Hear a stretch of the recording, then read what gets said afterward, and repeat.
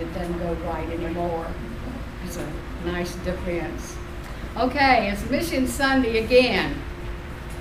And so I told you a couple of months ago that we had added the Swaggart Ministries to our list for support, along with the American Bible Society for to support them on a rotating basis.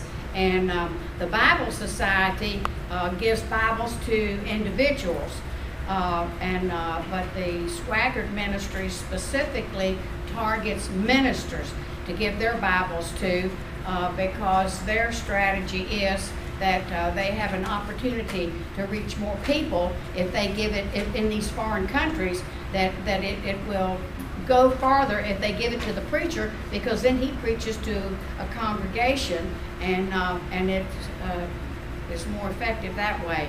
And there are many stories of God's divine help in expanding the Swaggart Ministries. I've been amazed at some of the things that I've heard, how the Lord has blessed them, and they are almost all over the world, and wherever they have been, they have built schools and Bible schools and churches, and you know, it's more than just what's going on here in the United States. It's, you know, in other places in the world too.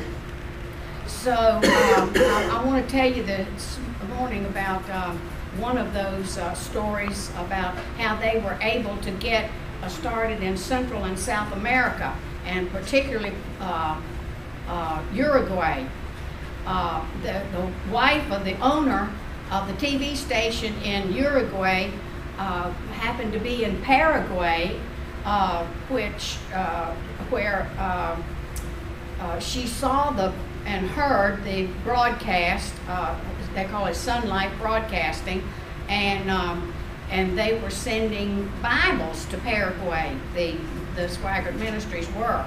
So when she got home, she told her husband that they needed to. He was the head of a TV station in Uruguay, and she told him, we need to get the Swaggart broadcast for Uruguay.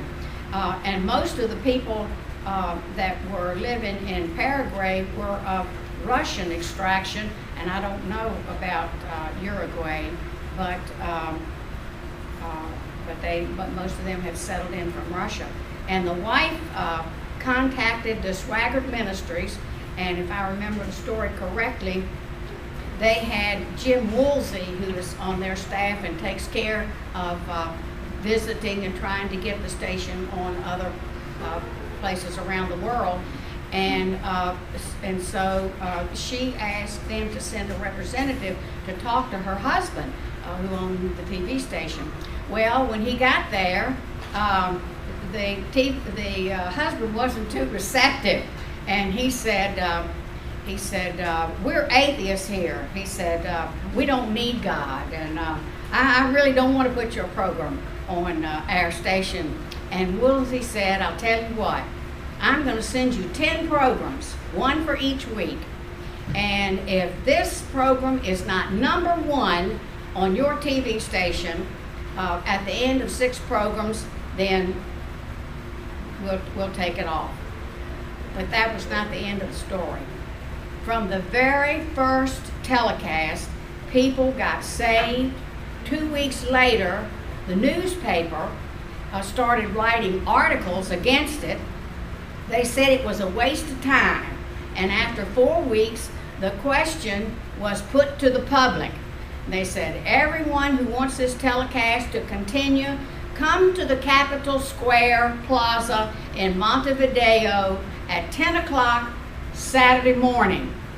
And they got a big surprise. The newspaper reported that from 8 a.m. to 9 a.m., people started coming from all directions, filling up the Capitol Square Plaza for 8 solid blocks in all directions. The newspaper reported that traffic was tied up for 38 blocks, and the people started chanting, "We want Jimmy Swaggart, we want Jimmy Swaggart." And because of the tremendous response from that telecast, a missionary was sent to Uruguay, and soon 5 new churches were built, and then 5 more, and that just went from there. The Swaggart Ministries help build churches, schools, and a Bible school. And today, the country is a great example of what the gospel can do for any country where Christ and the gospel is preached, and salvation brings changes, doesn't it? And at that time, when the telecast began, the communists were making great inroads into Central and South America through a group called the Shining Path. I don't know whether y'all have heard of that before. I had heard that term before. But because of the tremendous impact of the gospel through the Sun Life Broadcasting Company, the spread of communism was stopped in its tracks.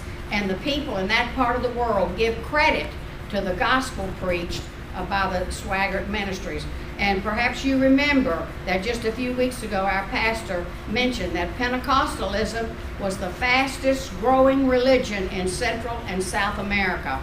And I'm sure that the Bibles that were distributed to pastors, and they continue to do that, that's what's having a great impact on that part of the world. And not only in South America, but we continue to get reports of God opening doors for the gospel around the world because of the advancements in technology. And according to the Bible, we know that this is one of the signs of the coming of the Lord. When the trumpet sounds, it's going to end. And our opportunity to be a part of this great push to get the gospel to the world, that's going to end. And we want everybody to be saved, don't we? We want everybody to know that Jesus is the only way of salvation.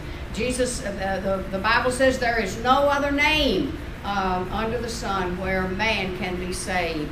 And so today we have an opportunity to be a part as we give our financial support to these ministries and that specialize in getting out the word to the world. And if Austin will come and pass the